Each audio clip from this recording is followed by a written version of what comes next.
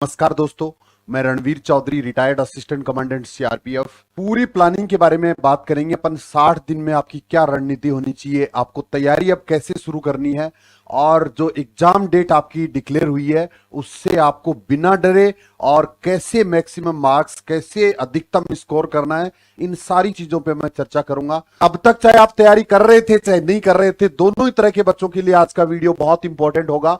जो बच्चे नियमित रूप से अब तक पढ़ाई कर रहे थे, अब उनको टाइम बढ़ाने की जरूरत है। अब जिस स्पीड से, जिस प्लान से वो पहले तैयारी कर रहे थे, उस प्लान को चेंज करने की जरूरत है। क्योंकि अभी तक हम इस तरह से पढ़ाई कर रहे थे कि हमें एग्जाम पता नहीं कब होगा, बट अब जब एग्जाम का डेट है तो अब हमें उसमें प्लान करना पड़ेगा। अब हमें उसमें ये 60 दिन की रणनीति अपनानी पड़ेगी, इसके अनुसार चलना पड़ेगा। और जिन बच्चों ने शुरुआत नहीं की है उनके लिए भी ये बहुत अच्छा मौका है। अभी भी आप अगर एक नए सिरे से शुरुआत करते हो तो आराम से अच्छा कर सकते हो, अच्छा स्कोर कर सकते हो। और दोस्तों, 60 दिन का टाइम है, बहुत टाइम है भी, इसमें आपको डरने की जरूरत नहीं है कि बहुत कम टाइम है, बहुत जल्दी एग्जाम डेट आ गई। तो अभी भी टाइम है आपके पास। 2016 का जो एग्जाम हुआ है उस एग्जाम के पेपर्स को आपको स्टडी करना है सबसे पहले। उससे क्या होगा कि आपको यह अंदाजा लगेगा कि मुझे कहां ज्यादा मेहनत करने की जरूरत है, कौन सा पार्ट मुझे ज्यादा पढ़ने की जरूरत है जहां मैं आसानी से स्कोर कर सकूं। अगर आप आंख बंद करके मेहनत करेंगे, अगर आप सीधा ही किताबों के पीछे पड़े रहेंगे, उसकी बजाय आप अच्छे से प्लानिंग करिए। अपने जो आपके जो जो सब्जेक्ट आप तैयार कर रहे हो उसमें किस टाइप के क्वेश्चन पूछे जाते हैं, कितनी गहराई से क्वेश्चन पूछे जाते हैं, और क्या क्या चीजें पढ़ने की जरूरत है। अब हम 2 महीने की तैयारी के अंदर बिना गाइडेंस के नहीं कर पाएंगे, तो किसी न किसी को आपको फॉलो करना पड़ेगा। और वो फॉलो आप किसी को भी कर सकते हो। अगर यहां से आपको अच्छी जानकारी मिलती है, अगर कॉन्फिडेंस आता है, तो मुझे फॉलो कर सकते हो। और ये स्टार्टिंग में आप ये चाहो कि मैं कल से ही 12 घंटे पढ़ना शुरू कर दूंगा, तो संभव नहीं है दोस्तों। शुरू में आप 4-5 घंटे से भी शुरुआत करिए, और बाकी टाइम में आप दूसरे काम मत करिए। अभी अभी सारे काम छोड़ के आप अपना नॉलेज इंक्रीज करिए, वीडियोस देख के अपने अंदर कॉन्फिडेंस पैदा करिए, जानकारी एकत्रित करिए, हर तरह की चीजें अपडेट करिए, करंट वगैरह के वीडियो देखिए। और उससे क्या होगा कि आपकी तैयारी भी होगी और आपका पढ़ाई में मन भी लगा रहेगा। लगातार अगर आप 12 घंटे 14 घंटे बैठ के पढ़ने की कोशिश करेंगे तो अचानक नहीं कर पाएंगे। तो ये मैथ्स और रीजनिंग वाले 10 क्वेश्चन है, वो लगभग सारे बच्चे कर सकते हैं। इसमें आपको बहुत ज्यादा मेहनत करने की जरूरत नहीं पड़ेगी। ये 10 आप कर सकते हैं, सारे बच्चे कर सकते हैं लगभग। और इसमें से मैं बता रहा हूं 8 क्वेश्चन आप आराम से सही कर लेंगे, थोड़ी सी मेहनत के बल पर। और इसके बाद ये सामयिकी है, ये आपको सबको तैयार करनी है। तो ये भी हमने कर लिया, ये भी हमने कर लिया। देखिए 29 नंबर की हमारी तैयारी हो गई। 50 नंबर अगर आप क्रॉस कर लोगे तो फिर आपको पूरा सिलेबस कवर करने की जरूरत नहीं है। जो आपको डर लग रहा है ना कि मेरी तो अभी तक तैयारी हुई नहीं, मैं तो अभी तक, मेरा कोर्स अभी तक कंप्लीट नहीं हुआ, तो पूरा कोर्स कंप्लीट करने की जरूरत नहीं है अभी। ये इसीलिए आपको कम टाइम के अंदर अपने को दोबारा प्लानिंग करना है। जिस स्पीड से आप चल रहे थे उस स्पीड से नहीं चलेंगे हम।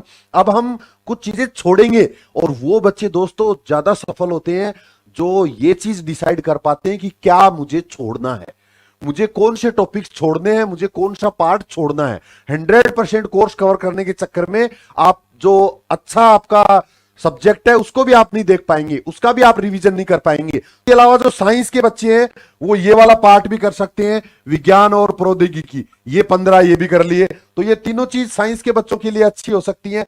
इसके बाद अगर आप ऊपर वाली चीजों के अंदर से कौन सी चीजों को शामिल करना चाहेंगे, 2 या 3 पार्ट अगर आप कवर कर लेंगे तो आप आराम से कर सकते हैं। जैसे पॉलिटी थोड़ा सा आसान सब्जेक्ट है, अगर साइंस के बच्चे आप तो हिस्ट्री ज्योग्राफी दोनों को स्किप कर सकते हैं। एडवांस लेवल है, उसको बेसिक लेवल तो करना पड़ेगा, क्योंकि बेसिक लेवल में से कुछ क्वेश्चन पूछे जाते हैं, छोटे छोटे कुछ क्वेश्चन आ जाते हैं, और वो आपका पहले से अगर आप तैयारी थोड़ी बहुत कर रहे हैं तो होगा भी। बट एडवांस गहरी मोटी किताबें, गहरी चीजें, उनके बारे में नहीं पढ़ना है।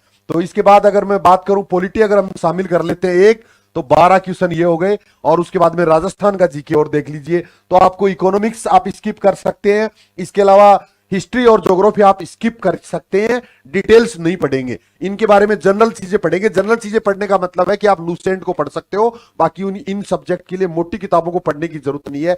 साइंस के बच्चों के लिए बात कर रहा हूं। राजस्थान की क्लास संस्कृति वाला ये पार्ट अगर आप कर लेते हो तो 10 और हो गए। अभी देख लीजिए आप, यानी कि ये अगर आप कर लेते हो, ये अगर आप 5 पार्ट अगर आपने कर लिए तो आप आराम से 66 नंबर की तैयारी कर चुके हो। ये आप अच्छे से तैयार पहले करिए, पहले 1 महीने में आप इसको तैयार करिए। और उसके बाद अगर हमारे पास टाइम बचता है तो उसके बाद में हम दूसरे पार्ट्स में भी जा सकते हैं। तो इस तरह से अगर आप, और ये सारा करने के लिए आपको कम से कम 10-12 घंटे की स्टडी चाहिए। 10-12 घंटे की स्टडी में कैसे आपको डिवाइड करना है ये भी मैं बताने की कोशिश करूंगा। आगे अपन बात करेंगे कि इसको कैसे डिवाइड करना है। ये सिर्फ एक पेपर की बात है। अब वो आपकी योग्यता है कि आप कैसे तैयार करते हैं। आप साथ साथ 1 घंटा इसको देते हैं, 1 घंटा इसको देते हैं, 1 घंटा इसको देते हैं, 1 घंटा इसको, 1 घंटा इसको। 5 घंटे के अंदर आप 5 पार्ट डेली पढ़ सकते हैं, या आप ऐसे भी कर सकते हैं कि कोई से 2 पार्ट या 3 पार्ट आप पहले पढ़ लीजिए, उसके बाद में दूसरे पढ़ लीजिए। सेम इसी तरह से आपको जो पहला पेपर है हिंदी वाला, उसमें भी कम से कम 4-5 घंटे डेली देने की जरूरत पड़ेगी। जो आर्ट्स और कॉमर्स के जो बच्चे हैं वो अपनी स्टडी का प्लान इस तरह कर सकते हैं, जैसे आपने रख लिया सामयिकी तो सबको करना है क्योंकि बहुत बड़ा पार्ट है, 19 क्वेश्चन है इसके, और ये बहुत बड़ा पार्ट कवर करता है। इसके बाद में तर्क और मानसिक योग्यता है, मैथ्स और रीजनिंग, ये भी आपको करना पड़ेगा।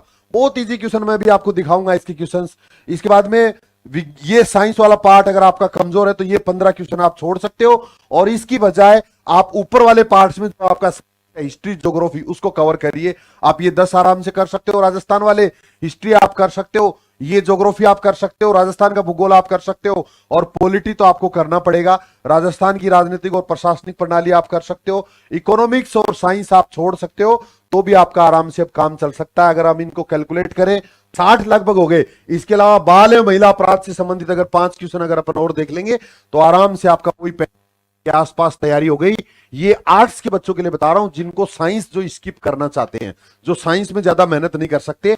बट जनरल क्वेश्चन जब पेपर कैसा बनता है, इस पे भी मेरी एक वीडियो अलग से है कि पेपर जब बनता है तो उसमें जनरल क्वेश्चन भी आते हैं। ऐसा नहीं कि साइंस के अंदर फिर आप कुछ भी नहीं कर पाओगे। आप इन पार्ट्स को एक बार अच्छा तैयार कर लो, उसके बाद में अगर एक्स्ट्रा टाइम बचेगा तो हम जनरल चीजें साइंस की भी देख सकते हैं। एक ही किताब, अगर लूसेंट वाली किताब भी अगर आप जनरल पढ़ लोगे तो काफी क्वेश्चन उसमें से स्कोर अच्छा कर सकते हो आप। स्टडी मटेरियल कम रखें। स्टडी मटेरियल कम रखने का मतलब है कि अभी तक हो सकता है एग्जाम की कोई डेट नहीं थी तो आपने कितनी किताबें आपने खरीद के रख ली होंगी और उनमें से आप पढ़ाई भी कर रहे होंगे। बट अब जब टाइम कम है, हमारे पास सिर्फ 2 ही महीने का टाइम है, तो उस स्टडी मटेरियल की छटनी करिए। जो चीजें, जिस सब्जेक्ट की आपके पास 2-2 किताबें हैं उनको हटाने की कोशिश करिए। सिंगल किताब भी अगर आप पढ़ लेंगे तो भी आप आराम से कवर करेंगे इतने कम टाइम में। इसके बाद दोस्तों बहुत ही इंपॉर्टेंट, सारे पॉइंट की बजाय सबसे इंपॉर्टेंट, कि रिवीजन पे आपको ज्यादा जोर देना है। रिवीजन का मतलब जितनी चीजें आपने अब तक पढ़ रखी हैं उनको फटाफट रिवाइज करिए, और आगे भी जब आप पढ़ते जाओगे, जैसे आज आपने जो पढ़ा उसमें से 25% टाइम आपको डेली रिवीजन पे रखना है।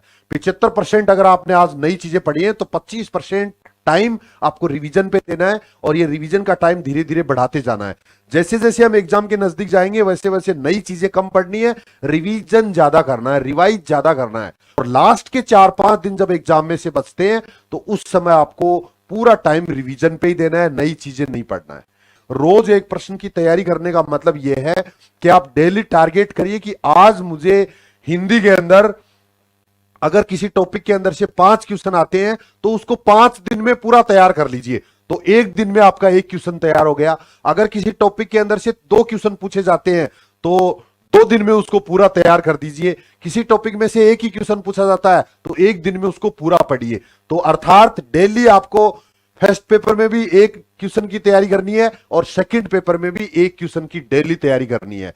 जीके वाला जो पार्ट है उसमें भी अगर मान लो 15 क्वेश्चन किसी पार्ट में से पूछे जाते हैं, 15 क्वेश्चन, तो उसको 15 दिन में आपको पूरी तरह तैयार करना है। रोज इंक्रीज करना है 1-1 क्वेश्चन की तैयारी। 60 दिन में आपको 60 क्वेश्चन की तैयारी करनी है। नई और पुरानी जो आपकी तैयारी है वो मिलाएंगे तो आराम से आपकी पूरी तैयारी हो जाएगी। ये टारगेट आपको अब रखना है, रोज 1 प्रश्न की तैयारी करने का। तो ये हो गई दोस्तों पूरी रणनीति, अपनी पूरा प्लान, अपना 60 दिन की अपनी पूरी प्लानिंग मैंने बता दी कि 60 दिन में आपको कैसे तैयारी करनी है। हर चीज मैंने शामिल करने की कोशिश की है। अगर फिर भी आपके मन में कोई डाउट है तो कमेंट करके पूछ सकते हो मुझे। आज के लिए इतना ही। जय हिंद, थैंक यू, धन्यवाद।